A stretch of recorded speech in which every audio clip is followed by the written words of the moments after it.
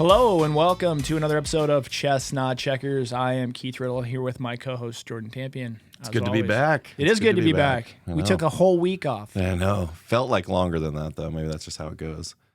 Well, that's a good thing, right? I think so. I think it's a good thing. It means we're busy, keep pushing forward, projects going. It's just a steady flow of it. Every year I say I'm going to do less, and then every year it ends up being more. So this will be the year. I'm trying to scale it back. It's funny because I had a really good friend of mine / ex-business coach of mine. I used to coach with him, and now he's just kind of a friend and a mentor. His name's John Cheplak. Shout out to John, by the way. One of the best coaches in the game, but for the real estate world specifically, is how I used him. But he said the other day, something to the effect of, in another 6 to 12 months, do you envision yourself doing less or more in your business? Mm-hmm. And the assumption was obviously not less, right? And I think for a variety of reasons, but we're going to get into some stuff today. But first and foremost is I think consumer expectations have changed, right? Specifically in the real estate world or in any world, we have a higher expectation now of speed of service, delivery of service, how much service. And in addition to that, we have to kind of do more in today's economy because things are more expensive. Correct. The markets are slower.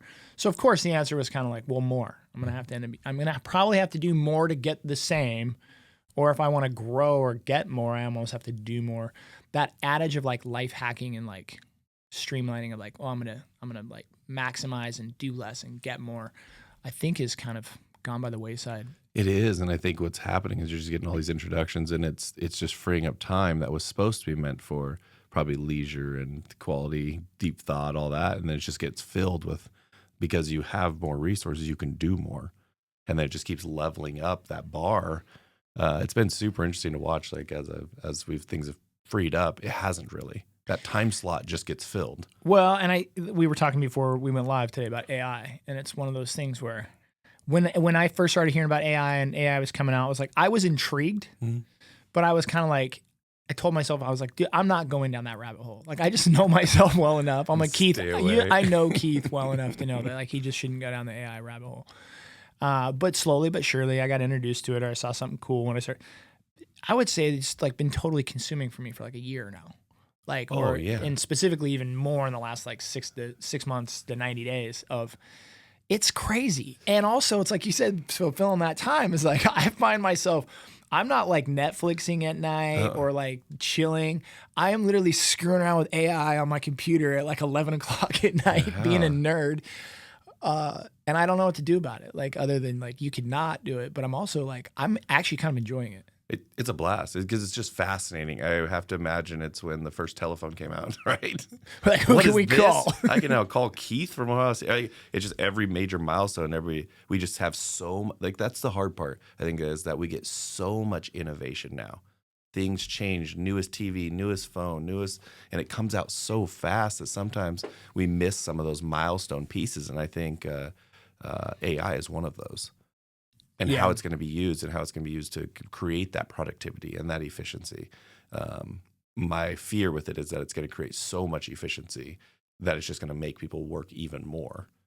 It's instead of being, hey, let's freeze it up to go do and be and live, it's going to do the opposite, because I'm now I'm able to get work done without an assistant. Some of the kind of the hacks I've been using, I don't even know it that well, but all of a sudden it's just, I can do 5 projects at the same time that I could have done 2.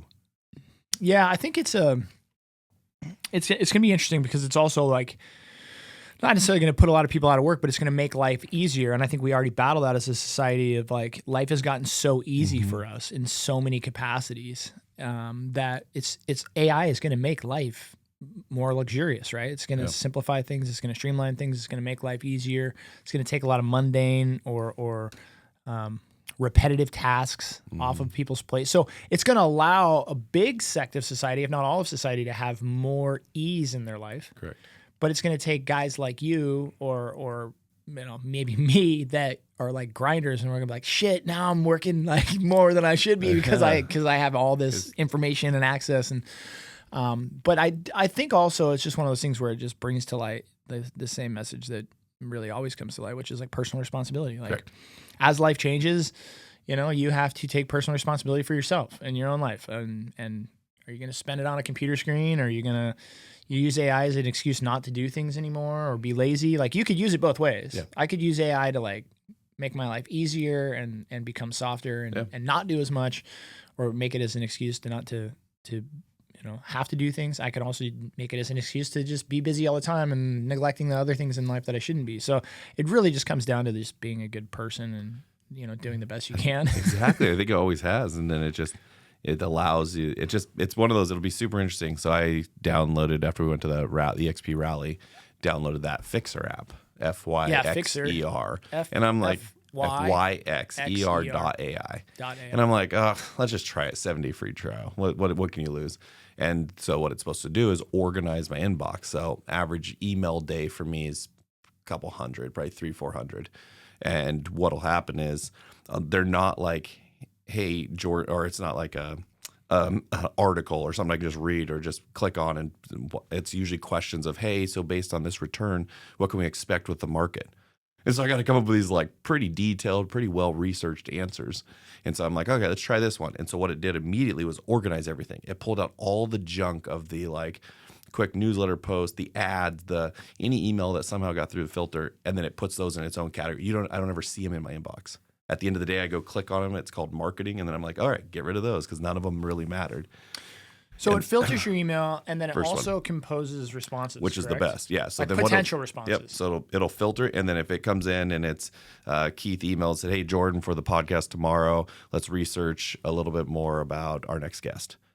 It will then take our history of who our next guest was, then create within 30 seconds usually a draft form that I could hit send on for most part. On each of them. And so where it's coming in big for me is we're working on a couple big loans. And so there's several requests of, hey, I need more information about the Spokane market. Or, hey, you're assuming that your expense ratios are 30%. Average is 40%. Please explain. And this thing will generate a response. I still read every one of them. I still make sure it's exactly what I want to say. But it calculated in the first week of using it, saved me 23.9 hours. Because now I'm reviewing a draft, not creating the original. Yeah. And I'm watching it go. And so then all of a sudden it's now taking those. And then when I respond, it creates an action and then tabs it, or it says waiting for response. Because maybe it's, hey, Keith, can you meet tomorrow at 2? Then it does one more step of when I say, hey, Jordan or Keith, you send something to me and say, hey, can you meet tomorrow at 2? It pulls up my Google Calendar and then it will respond, no, I can't, I'm busy. But what about this time, Monday at 1 o'clock? You say, yes, I hit accept. It books the event. That's awesome. And then now I'm just waiting. I think one upgrade for it would be creating the task. So then it could take out of the email, you email and say, hey, I need you to bring Brickwest beer, some water, and whatever, my notebook, right? Then I think an upgrade would be pretty easy is then it would immediately take that email, create the task of 4 podcasts, please bring these 3 items on my Google task list. And so I'm just watching this thing do it. And before I was like, I got to get an assistant. I can't be in all these places at once. And then now I'm literally shedding, no joke, 2 hours of a day. Yeah. That's awesome. And doing like high level tasks. Yeah. And then what I found is because it's solving those, I think it's a lot like where Steve Jobs wore the same outfit and one less thing to think about. It's literally my mind is more fresh. Yeah, because you're not having to every email deal was draining. What do they call that? Decision fatigue? And literally, I would feel that at the end of the day.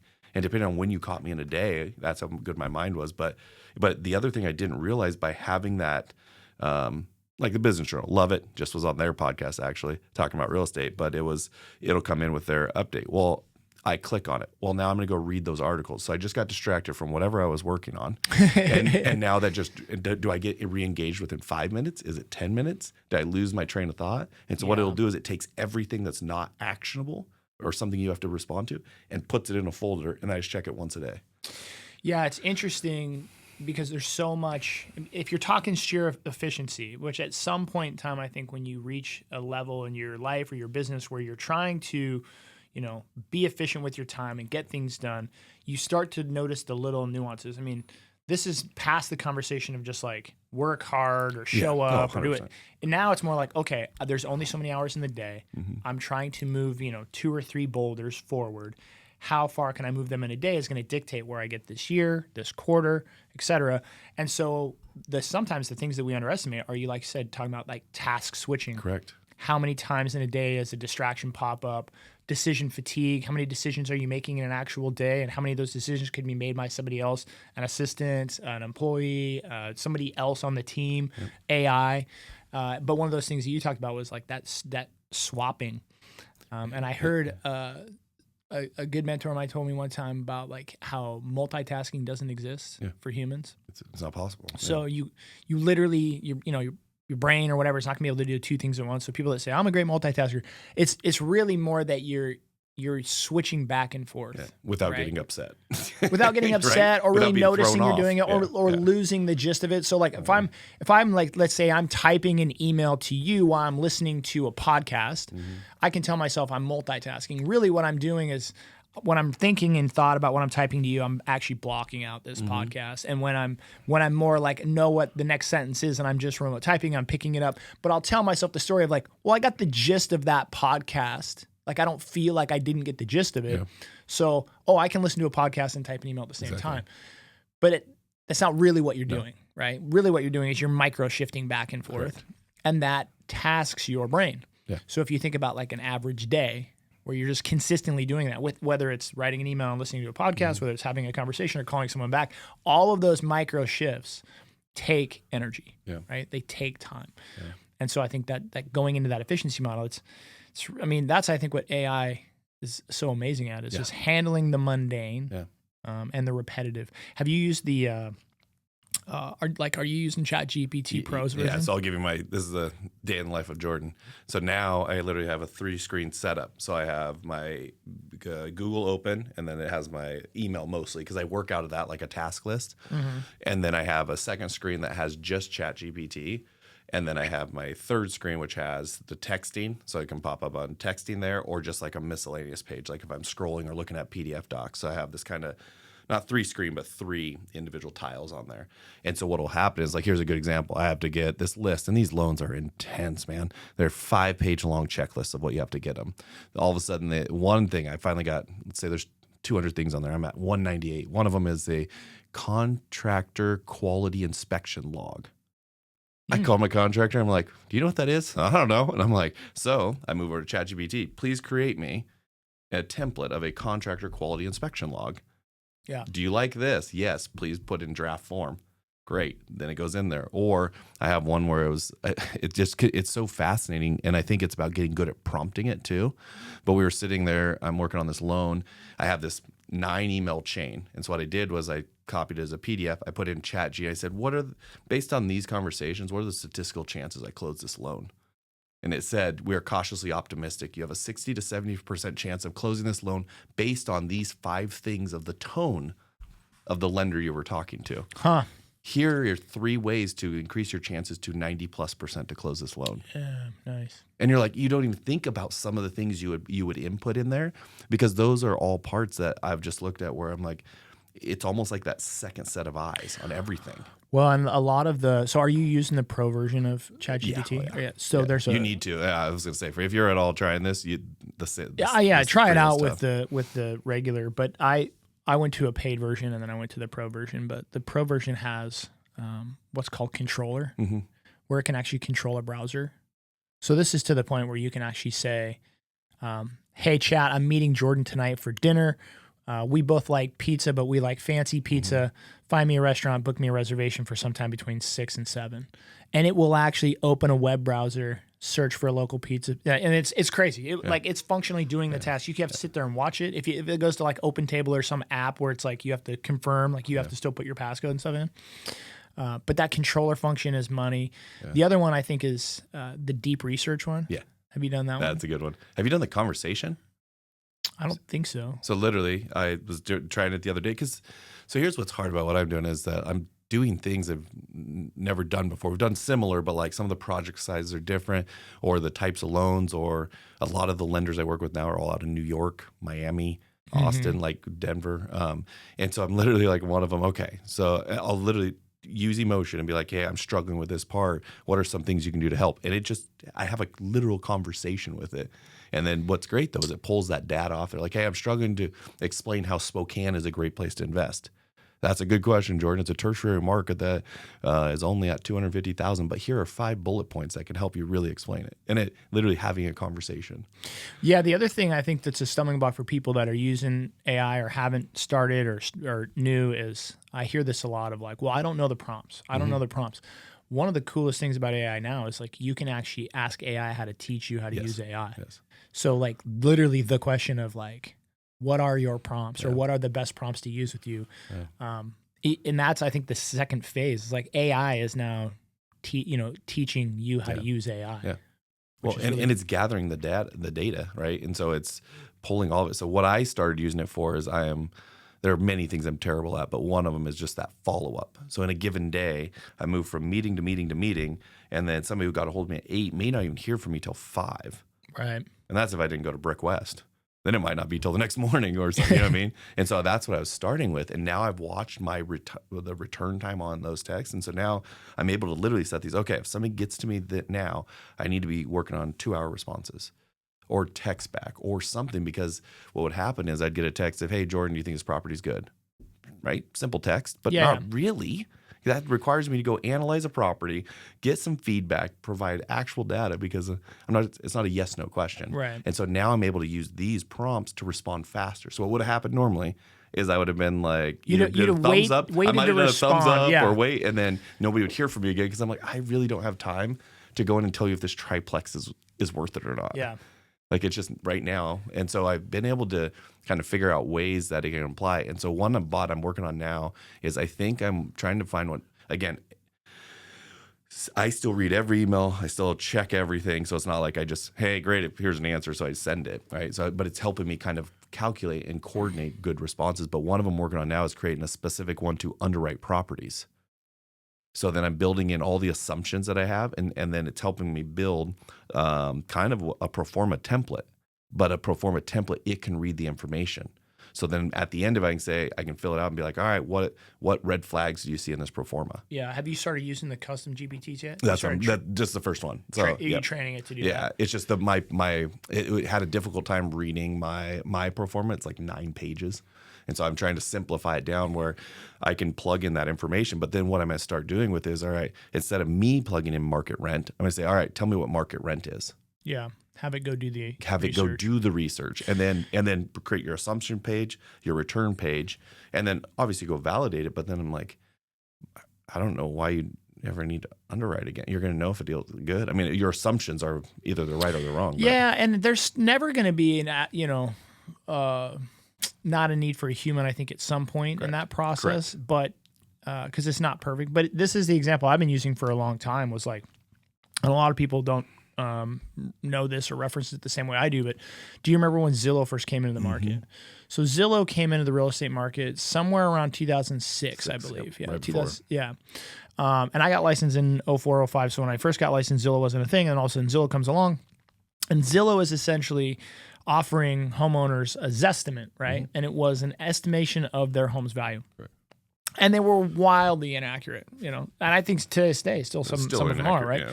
And it's just because it can't necessarily understand or do the nuance between like pulling comps in a certain neighborhood and not understanding that like across the other side of a river in a little town in Georgia is like the price triples or something, exactly. Right? Like it just wasn't. But I had said this a long time ago, and it was like it eventually will start to figure out. The reason it's so bad at it is because it was like aggregating data, but the data was so sparse, so limited. Mm-hmm. A lot of it, some states have public tax information, some states don't. Yep. So like, but over time, right? It's like, it's just a matter of time until the data points are plentiful enough and it knows where to get them, that the estimates start to become more and more and more and more accurate. And it's the same with AI, or it's the same with what you're talking about. It's like, when it comes to comps, it's like, I'm, as an agent, like my job for years to comp a property is like to go out into the market, look for properties that are similar or that are similar in nature, and then make adjustments for the differences, right? Like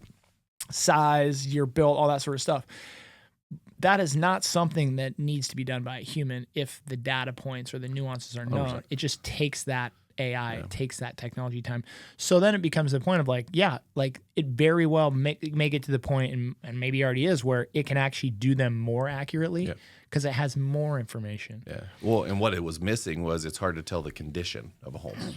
And so I bet it'll be able to do is actually take your listing photos, analyze them, and update based on those.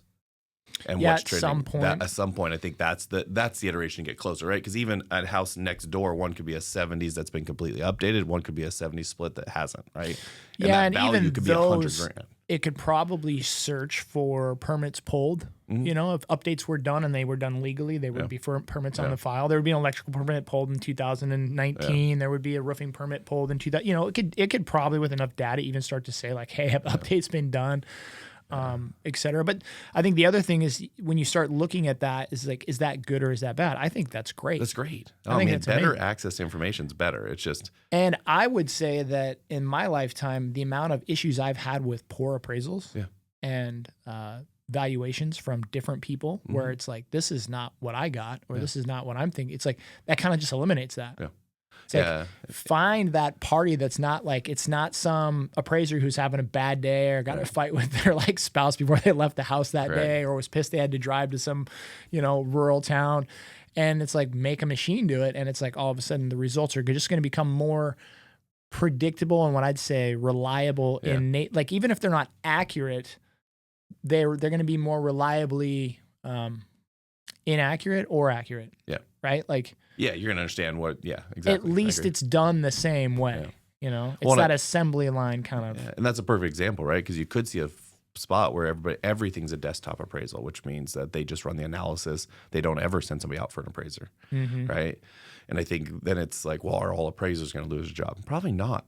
I think this is just going to make appraisers do their job faster and more efficient, and hopefully for less cost.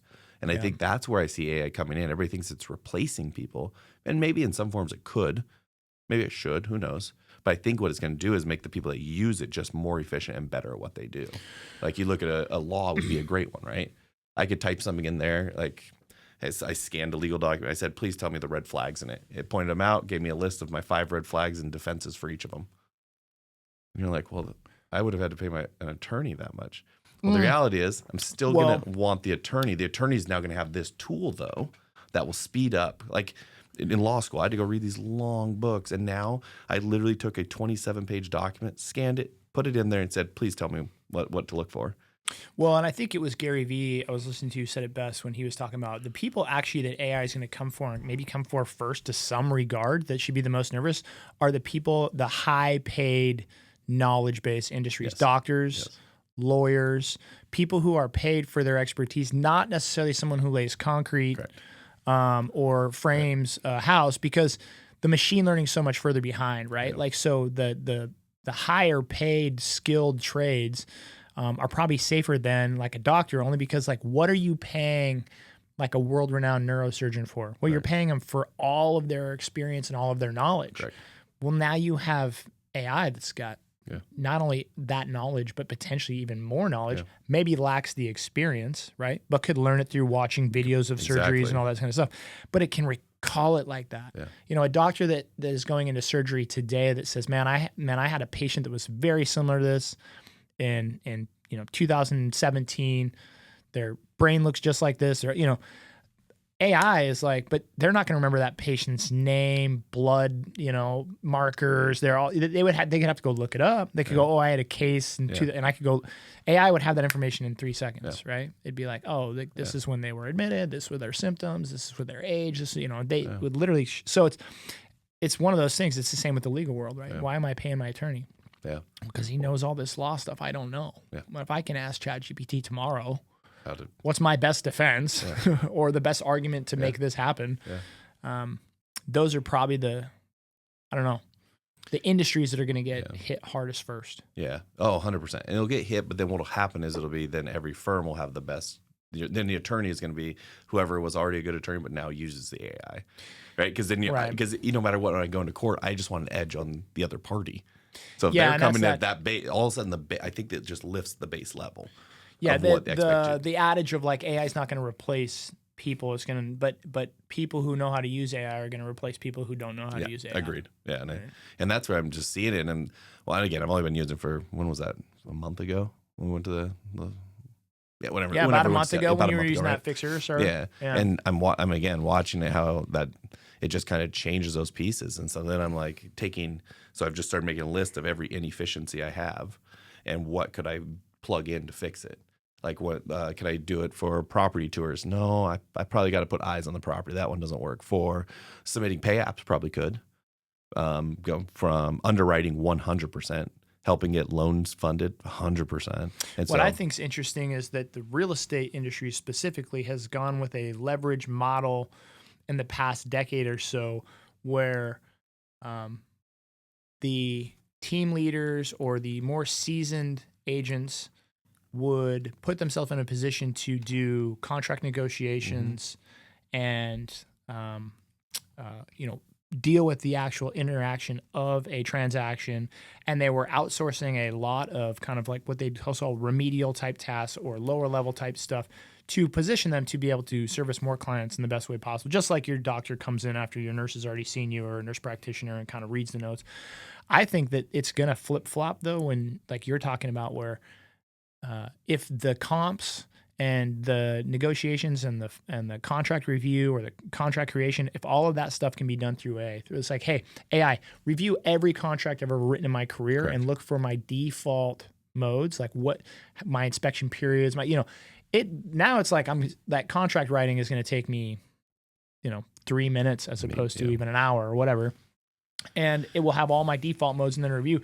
But it frees me up now to go back to more client interaction. Correct. So the idea or the concept of maybe having like a showing assistant Yep. or like a buyer specialist that worked on a team, a lot of teams would say, hey, like, I'm going to have a showing assistant go out and show you that property. I think agents now are going to be more likely to get back in their car and do that client interaction. I agree. Because that's going to be the most dollar productive time. Exactly. The most And dollar productive time is going to be interaction with the client face to face. I think it's the best thing to happen for real estate, because it's going to take all the stuff that wasn't client facing, turned into 10 times as fast to get done, and watch what happens. But now you can spend all your time on those value propositions, which is, I think the pendulum is going to swing where people want to sit in front of each other again, have a conversation. Now you're still going to have people want to text, and I'm not saying that goes away, but I think it just depends on how much you like people. Yeah.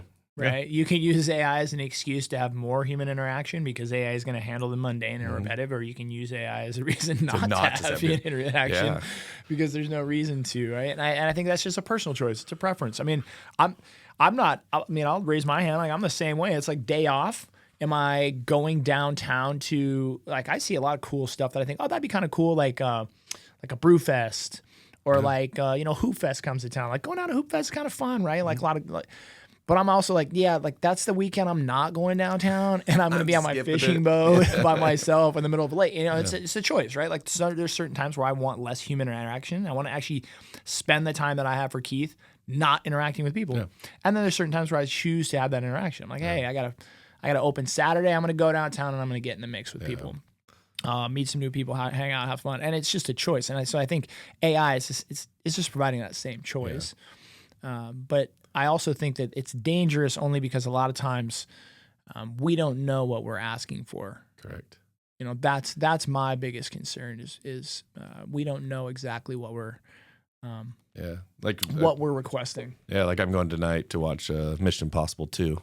Comes out today, but like the whole concept of not Mission Impossible 2, part 2 of the last episode, or the last whatever iteration. But it's literally about, dude, you're gonna have to educate me here. But is Tom Cruise still in that? Yeah. Okay, I don't know, man. Dude, all right, we'll have a whole one on this. I'm not a huge movie buff. I am a Mission Impossible guy, but like, there's got to be like 4 or 5 out by now. So I right? believe it's 7, and then part 1. But I missed a lot. Yeah, you could skip a couple of them. No, they're actually all really good.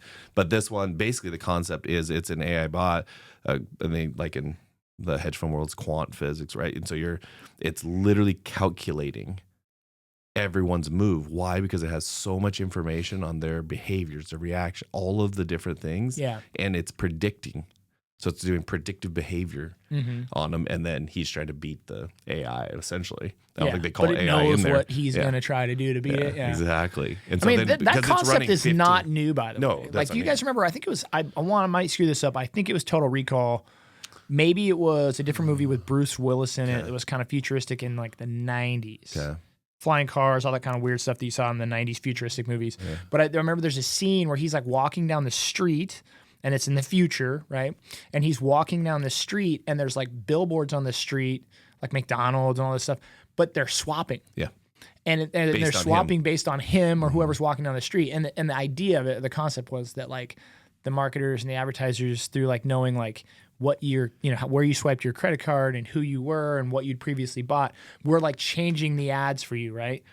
That was like in the 90s, I think that came out, you know. And now, like, how true is that, right? Like, your Facebook feed's not my Facebook feed, right? No. Like, we're getting marketed, but the predictive analytics, I mean, that's a real thing. It's not even a new thing. I think we just might be living in an age and an era where it's coming to the pinnacle of where like it's actually accurate or it's actually possible. It's not only is it actually accurate or possible, but it's actually like really accurate. Yeah, and it honestly, I think in a lot of ways it probably knows you better than you know yourself. Because in the human brain, it's like you have emotion, you have things that block an objective opinion on it. And so you look at, so my fear of AI and plugging this, because that's what it's doing, right? I'm uploading tons of data into that thing about me, to make it work better for me. But what you're also, the flip side of that coin is now it knows a ton of information about me. And if it decides to ever be a nemesis, right? That would be very or problematic. in the hands of a marketer, or in the hands of somebody who could utilize information. Hack into your like custom GPT. And I think that's an interesting place to look at it, where I think social media obviously kicks that off, but then this, I think, just can heighten that potential. But so I don't know, I feel like it's with everything. For everything good, there's going to be a bad use. Like it has potential both ways. It's so good at what it does. It's kind of... Well, the one that's crazy to me is I was listening to Gary Brecka. Do you know who Gary Brecka is? He's a human biologist. Okay. He's been on Rogan and a bunch of other podcasts, but he's the guy who basically talks about like methylation pathways, and he's a human biologist. Well, his experience and his prior career, he worked for a life insurance company. And his job is on a team of people, was to predict when people would die. Yeah. And they would do it down to the month. So they would get like the blood labs, and they would get like the markers from like a life insurance exam of somebody who was like 42. And they're going to be like, this dude's going to die in February of 2038 at the age of like literally down to the month. What? And he's like, you have no idea how absolutely accurate that. I mean, like they're talking like within months, and they like they're basically like, barring some major life change on Jordan's part, Jordan is dying within this 3-month or 6-month period, 22 years from now or 21 years from now. And it would have to do with like whether you had markers in your liver or in your brain, or like Parkinson's or dementia, or like you were likely to develop like cardiac, like all these. And he's like, it's not that hard to figure out, really, because humans are creatures of habit. You typically eat the same, you typically sleep the same, you typically have the similar emotions, you typically, so that is like not only creepy, but that's also like, think about how humongously beneficial that would be, though, if it was in the right hands. Correct. Like, imagine if you went for a life insurance exam and somebody came back to you and said, hey, Jordan, this is when you're going to die. And by the way, it's because of these 3 or 4 big markers that we're seeing. Yeah. Oh, and here's 25 things you could do to mitigate marker number 1, marker number 2. And all of a sudden, they could give you like 15 more years of your life or like 10 more years of living. And instead, just be like, here's the policy. Here's the policy. Just please submit your premium here. $385 a month, right? And they're not really... I don't think they legally can tell you. Yeah. I don't think they're allowed to tell you. But that was kind of his whole argument, was like, you should go get these specific tests. One of them is a methylation test. Another one is to watch your glucose level, like and your hormones. But basically, between like these 3 or 4 markers that he talks about, he's like, you can substantially increase your life existence. Crazy. Or mitigate it. But at least it's not such a roll of a dice. Yeah. Right. And a lot of people just have no idea. No. And I think so when you go back. What do you do with that information when you get it? I mean, I give it to ChatGPT. Yeah, exactly. So how do I get 10 more out of this thing? Yeah. Hey, chat, what do I do? And I guess it's also one of those things where to me, the flip side of that coin is, how much simpler I feel like life used to be. Yeah. And there's some envy in that, right? So if somebody right now were to tell you, Jordan, if you never eat another piece of bacon for as long as you live, you get 3 more years of life, right? Yeah. My grandpa didn't know that. Correct. So my grandpa just got to wake up every day and eat Exactly. bacon, and it just was what it was, and he never felt guilty about it. He would just be like, I'm going to die when I die. And even if he died 3 years earlier because he ate bacon every day, he didn't even know that. He didn't know that was so he just possible. lived this existence. He ate whatever he ate. He drank whatever he drank. He did whatever he did for work. And the cards just fell out where they fall. Now it's kind of hard because I'm like, man, do I have to feel guilty about every decision I make? They're like, well, Keith, by eating that bacon, you're doing this. Well, now you just ruined bacon for me, right? But I love bacon. So it's also this one of these things where like, do you want to know? And how much do you want to know? Because, and should you have to be making those decisions or feel bad about that? Like, I mean, is the goal of life maximization of longevity? I don't know that that's true. Right? Like as a responsible human being, should you ethically or morally try to live the most, the healthiest, best, longest life you possibly could? I mean, logically, it kind of makes sense. You're like, well, yeah. So, yeah. Well, yeah, of course, right? Survival. Like life's a gift and I should live into that. That's also a really heavy burden in today's society when someone's like, don't step here, don't walk here, don't drink that, don't eat that, filter your water. It's like, dude, now all of a sudden the burden or the onus has become to me something where there's now an ethical conversation in there. Yeah. Right? Like, where does that responsibility really land? Oh, it's crazy. Yeah. So and the pressure to put on people. Well, and it's immense pressure, and you don't even know what to do with it. Think how fast that evolved. Logan's on a field trip for school in Montana on the Lewis and Clark Trail. So they're going to check out sites and the trail and things Who's like Lewis and Clark? I'm kidding. I was pausing for dramatic effect. but think Chat GPT. Exactly. But think of that. I mean, that's what was that? So it would have been 1800, somewhere like that, right? A couple hundred years ago, right? I'm like, in a couple hundred years from that was people's life to what it is today. But then think of the thousands of years before where it didn't have that movement. I think sometimes we're not evolving fast enough. We're not evolving faster than the technology. Like think of the stretch. You really can. Think of the stretch from 1800 to 1900. Mm-hmm. Yeah, I guess you had light. I mean, you still had major innovations, but then look at the stretch from 70s to 2025. Yeah. I mean, it is so massive, and I think it's super interesting to watch how humans deal with that. So knowing when you're going to die, I don't think that helps anybody. Like, I think it's one of those pieces that would add more weight or to your point, responsibility to it.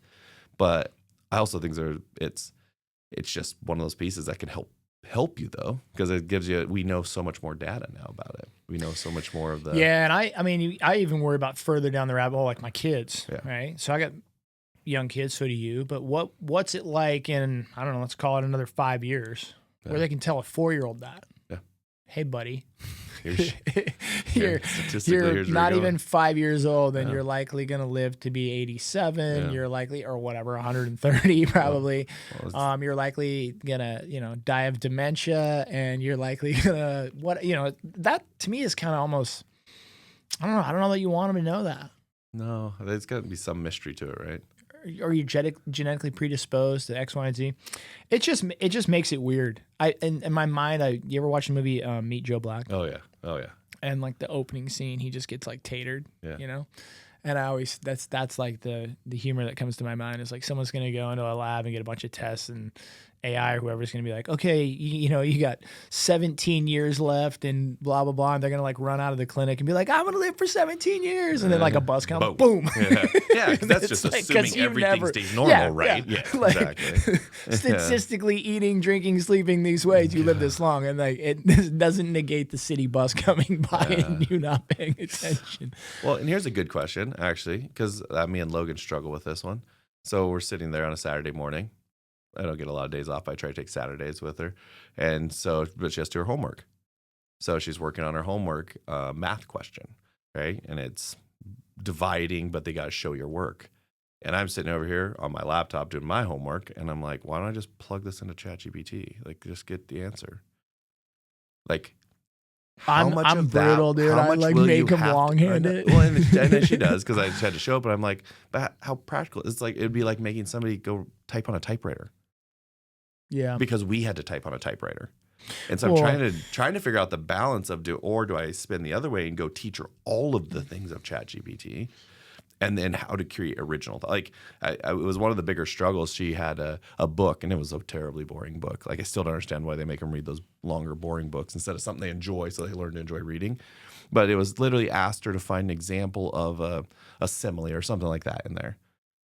And so I was sitting there, and she's trying to go flip all the way back through because she didn't know what a simile was. And it's a 180-page book or 120-page book. And so I'm like, whatever the title was, please find me an example of a simile. Pops up. Here's 5 examples of a simile. One on page 7, one on page 22, one on page 32. And I'm like, now let's go play. I just wanted to let's go play. It's like a public testament that Jordan is doing his child's homework for him, right? Exactly. Well, because I hit these points where I'm like, she's a smart kid. She can read, right? She understands it. And I'm like, are you better off learning how to use the tool efficiently now? Like how many times? I guess I can do math decently fast because I had to do long form and I had to understand it. And you can say, hey, Jordan, you have 55 units, I'll make it $1,500 a month. And there's a 30% expense ratio. I could probably do the math in my head and get you that answer. But the reality is it'll be on our phones. It'll be so readily accessible. It's like, plug it in. Oh, yep, here's the answer. Yeah. And so that was one struggle I had with her. And so now the hard part, I opened Pandora's box. So now every book report, hey, she's Dad, like, hey, can we ChatGPT yeah, so she knows how to yeah. use it. And so she creates pictures and does all these things. And so that's one struggle I think I'm going to have going through it is like, thinking about it. I don't even think do they take penmanship courses anymore? I mean, you could drive yourself bonkers with this conversation only because there's so many parallels. And like, go back to the typing thing, like making somebody type on a typewriter. You can make the argument really quickly that typing itself will be irrelevant. It'll be gone in 3 to 5 years. Correct. Because what's the reason you use a keyboard? The reason I use a keyboard is to communicate with the computer. Correct. And my ability to communicate with the computer is now thwarted by my rudimentary ability to use a keyboard, or the disparagement between Jordan's ability, Keith's ability, and person X's ability to get output is because Jordan types better than Keith and Keith types better than person X. Yet it's not an expression of their overall intelligence or ability to work with the computer. It's their ability to work through the keyboard. So if you remove the keyboard, you're actually leveling the playing field more, right?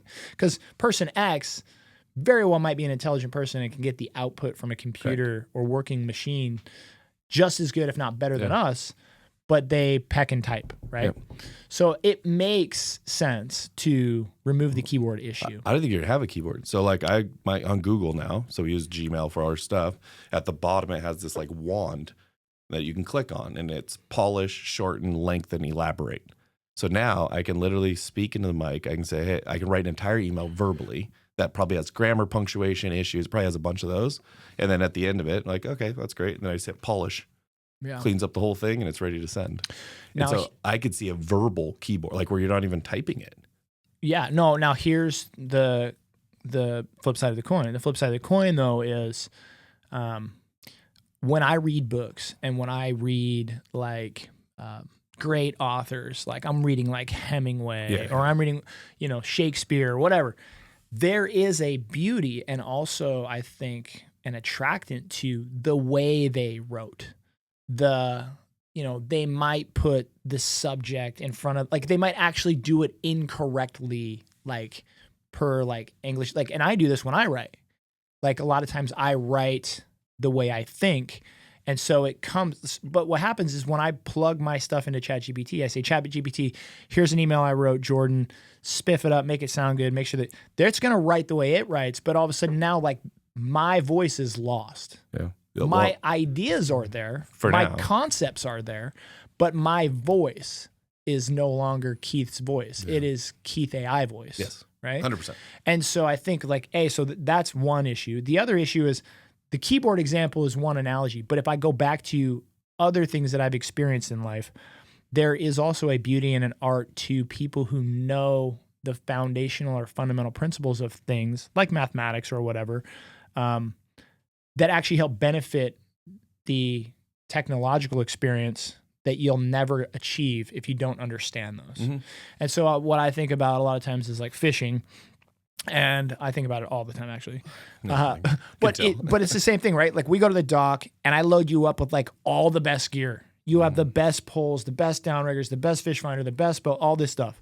You give me like a dinghy and like a pole from 1972, like I'll outfish your ass. Yeah. But I know the nuance of like the rock structures and like how the eddies or the pools or what the top, you know, like, so there's this thing of like, you can't out tech some of that base experience of like, if you don't know how to weld, are you the guy who should be running a factory that's welding together car frames via machine learning and AI if you don't know like the structural integrity of like, you're talking about the McDonald's flipping burger concept, right? So to run a McDonald's, you had to go flip burgers at one point. Yeah, no, but I guess what I'm saying is when you say, should we make them type on a typewriter or should we make them use keyboard? Like, I guess I have a split, I don't know, I got a split vote there. Like, but I'm the like, hard part, but what you're saying about the fishing is way different. I'm talking about taking away tasks that have no relevance in benefiting your life. Like, maybe it benefits it because you can do the math in your head, like I said, but the reality is that my question is, access it. Is that an oversimplification of the task? Potentially, but like, so what's homework for? Good question.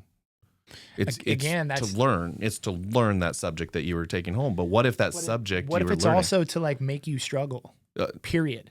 Exactly. Like to live through struggle. Yeah. Or to learn how to work hard. To cry because it's hard and you don't understand it, and it's. Agreed. You're removing hard is my fear. Yeah, you 100% are removing hard. So it has to be replaced with something. But my argument is let's replace it with better learning, experiential learning. Applicable learning, and then that way all of those tasks, because now I'm guessing if I took every one of the subjects I went through, I'm like, history, you need to know it, understand the impacts, right? But is that a full class for 4 years? Maybe it is. English, right? You need to understand it, but kinda you need to know how to speak it, you need to be coherent, right? Because you still got to talk. And I'm like, math, do you need to know algebra and calculus? I don't know the last time I did an x2 minus r2 divided by y2, but I think all of those things, and now turned it into job shadowing, turned it into I don't know, more life science stuff, things that I think are worth learning in school. And that's when I look at it, that's the kind of stuff I could see it replacing. But what you're going to miss to that point is the things you find in a book because you didn't skim over it and use the spark notes. Right. The stories you heard because you had to hear the whole thing. And so it'll be an interesting mix of the two. I couldn't imagine being in college right now if I had ChatGPT. What's the point, would crush dude? it. Right? Oh, like, man. I would write a report. I'd just, it'd be so good. There's going to have to be some leveling out of the playing field, man. Yeah. And then again, I think some of it's going to go back to, too, like the people that have just basic rudimentary human being skills are going to shine, right? Like, can you look a person in the eye and communicate with them? Can you read body language? And can you, it's like, we can all AI a report to go meet a client tomorrow to give them the best presentation, but can you connect with them emotionally, psychologically? Can you read a room? Can you, those kind of skills, that might be the stuff that AI can't really teach you. No, or run a business or those pieces. Like, that's what I think is having more trades in school. Like, I never went to a real small school in Moses Lake, but having like a woodworking, kind of skills-based type training in school, or life training. Like, you get out of school and you're supposed to get a job. You don't know how to balance a checkbook. You don't know how to open bank accounts. You don't know. And I was like thinking through, like, I wonder if school becomes more practical, like how to live versus some of these other pieces. God, it'd be nice if it did. Right? Because it'd be huge. That's what I would miss coming out of it. But I think to kind of put a bow on this and where my mind's going, I'm just thinking on the fly here, is my assumption is a lot of people are looking at AI and thinking it can do these things for me that I don't necessarily need to do. Mm-hmm.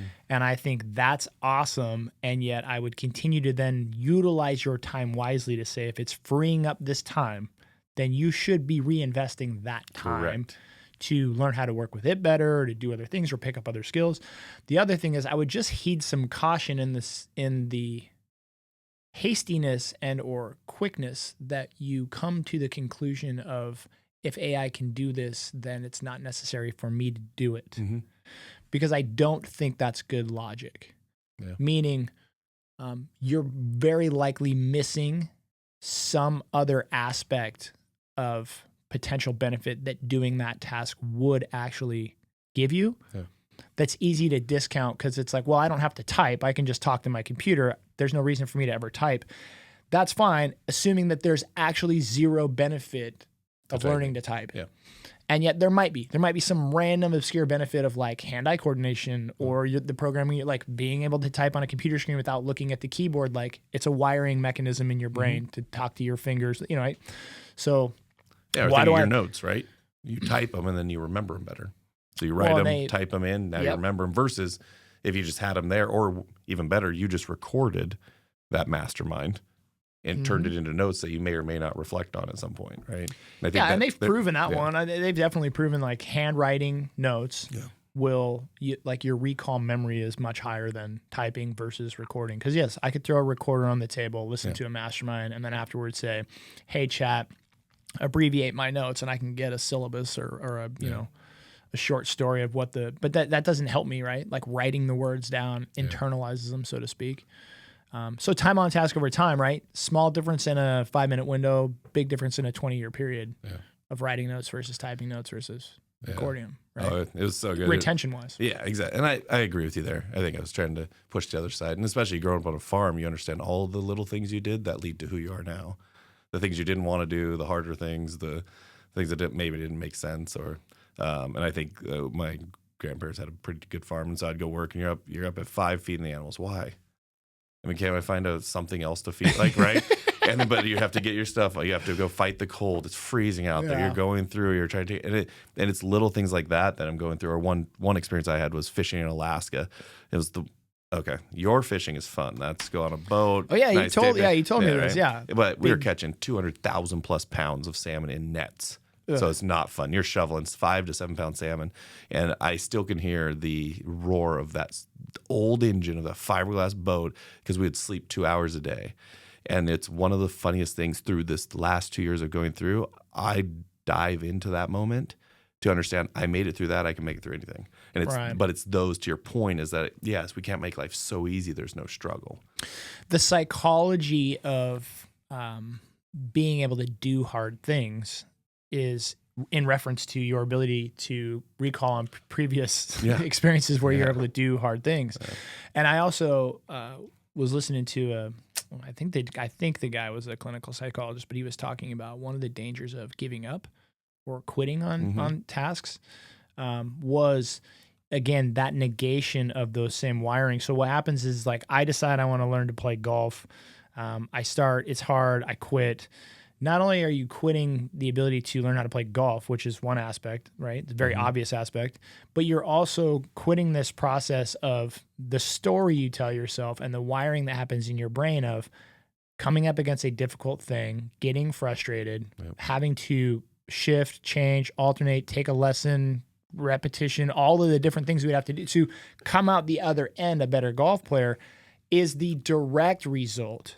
Correct. But the indirect result, and the result that we a lot of times discount or fail to realize when we quit things over and over and over, is every time you quit something, you're not just quitting that thing, you're actually quitting a variety of other things, including the ability to not quit in the future, right? Or to learn other hard things in the future.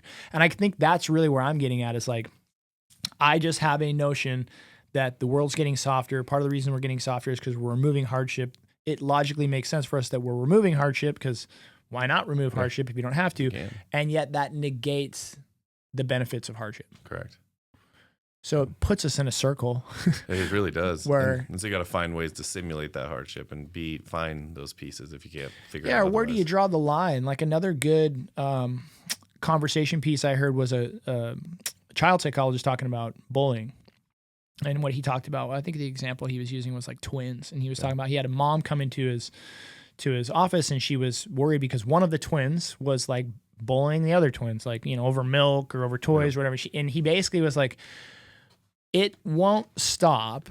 It's actually very natural. And when you as a parent try to interrupt the dynamic of like which twin is going to come out dominant versus submissive in that form, you're just literally prolonging it. You're not actually changing the outcome. So two twins might figure out who the dominant twin is and who the non-dominant twin are on their own in a 6-month period. If you helicopter as a parent And no, don't take her binky from her. No, that's her toy. No. Like now it's just going to take 3 years. Correct. But the dominant twin is still going to come out dominant, right? Yeah. But and actually, he's a very, his diss of it was so which one's better or worse? Well, imagine being bullied. Would you like to be bullied for 6 months before like the bully quit bullying you and you kind of figured out like where you stand and you could become friends, or would you rather be bullied for 3 years? Yeah, exactly. You're like, let it stop, right? Yeah, exactly. And he said that unfortunately, that's one of the things like in schools that's become very problematic is we've removed all of these things. Like you can't say this to that person. You can't do this. You can't on the playground. And he goes, the unfortunate part is he goes, in life, you're not stopping anything. Yeah. You're just now going to get someone who spit out of 6th grade into junior high, who no longer has these elementary school protections, but now it's going to be real bad. Yeah.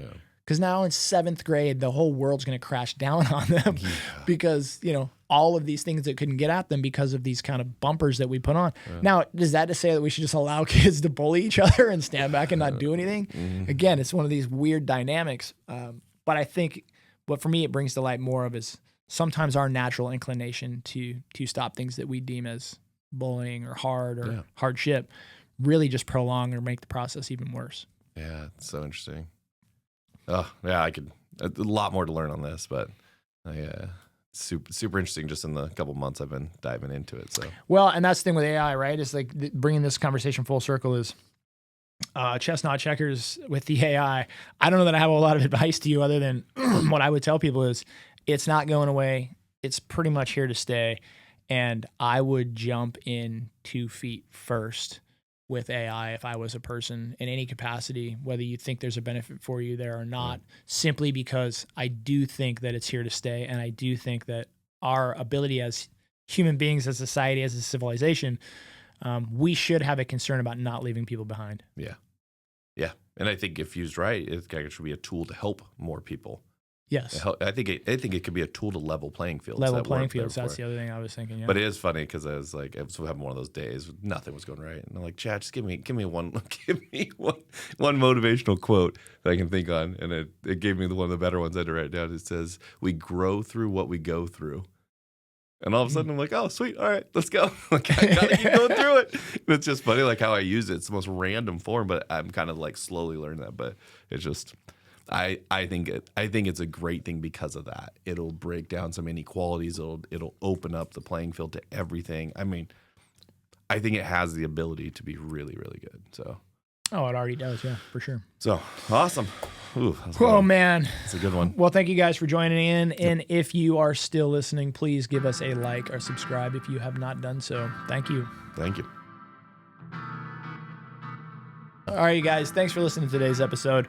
While you're out there, would you please do us a favor and give us a like, subscribe, or a follow, whether you listen on Spotify, iTunes, or YouTube. We'd really appreciate it. Also, if you don't mind while you're there, give us a 5-star review. Maybe write a review. If you have a favorite episode, feel free to give it a like. Thanks for listening. We really appreciate it.